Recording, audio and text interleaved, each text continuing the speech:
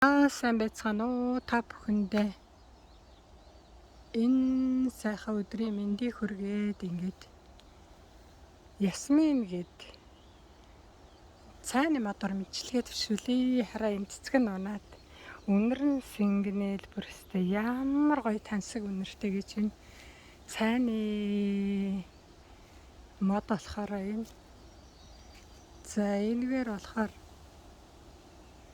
навчаар нь ингээд цай хийж ууж болно. Ялангуяа ходоод гэдсэн 5 цулар хитэн дээд зэргийн сай. Ийм ногоон цай юм да. Энэ цайны мод байна. Цэцгнүүд нь одоо ингээд унаад тэгээд өрөө өгч чинь энэ хараа. Энэ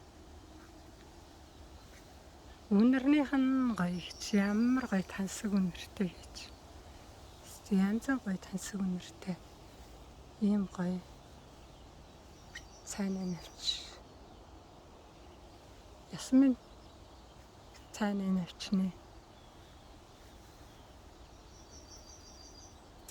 Цэцэг нь ингээд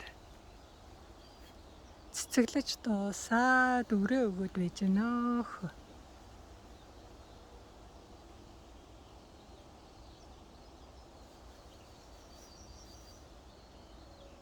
Ийм гоё.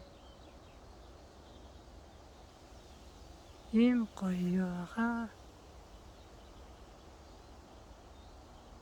Одоога энэ тэгээд их өндөр ургана. Тэгэд энэ ургахаар ингээд бутлаад ургана хараа. Бутлаад бут болж ингэж ургана. Битүү ялангуяа энэ тэгээд нэг салхи малхи хаагаад хашаа машаа хийхэд их зүгээр сайхан.